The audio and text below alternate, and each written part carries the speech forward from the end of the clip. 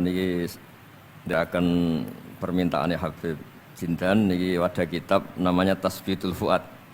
Ini kitab yang menerangkan kutbiahnya Sayyid Abdullah Al-Haddad.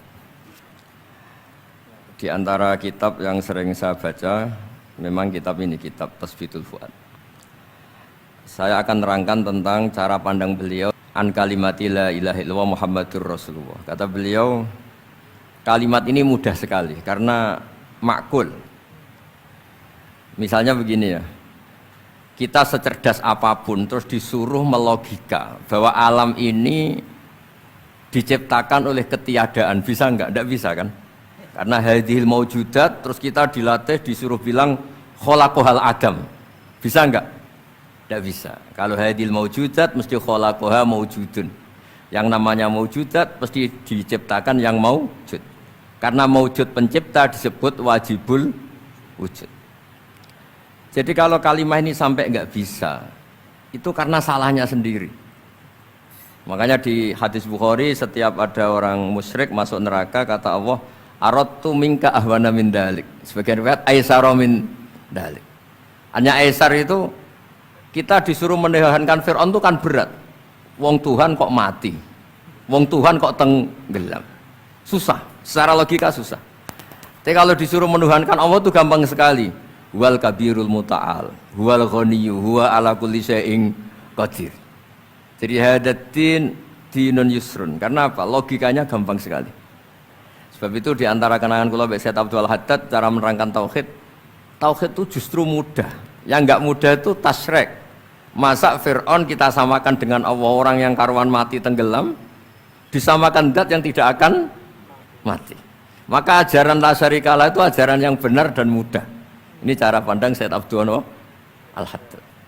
Jadi keliru kalau ada orang bilang susah Gus ngilangkan apa syirik, ngilangkan enggak ikhlas.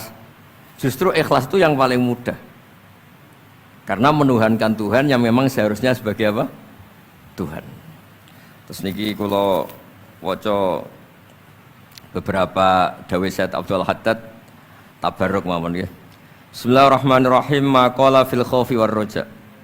Ar-raja'u awsa'u minal khaufi li'anna an-nafsa maghrurah. Wa man la ma'ahu ma'rifatun biqadri khaufi yukhsha 'alaihi al-inqita.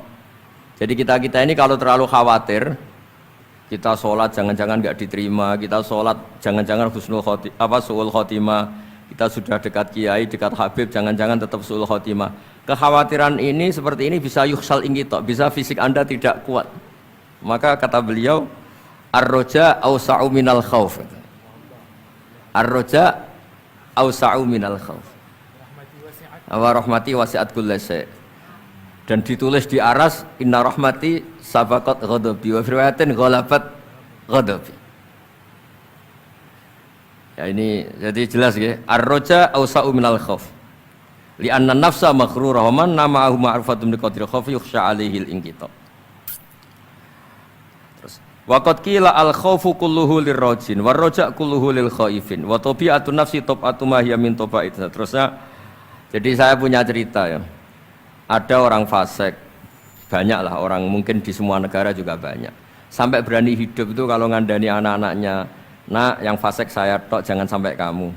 Nanti orang yang bodoh juga gitu. Bapaknya agak tamat SD, "Nak, yang goblok bapak kamu saja, kamu enggak usah ikut goblok." Ini gara-gara rahmat agama ini limangkana yarjuwah. Agama ini bagi selalu yang punya rojak, tidak bagi yang putus asa. Rasulullah ketika di Abdul Yalil, ketika di Taif dia lempari batu, Malakul Jibal ingin menghabisi mereka. Tapi apa kata Nabi? Allahumma hdi qaumi fa innahum la ya'lamun. Ketika malaikat bilang, tapi mereka kafir semua. Nabi kata Nabi apa?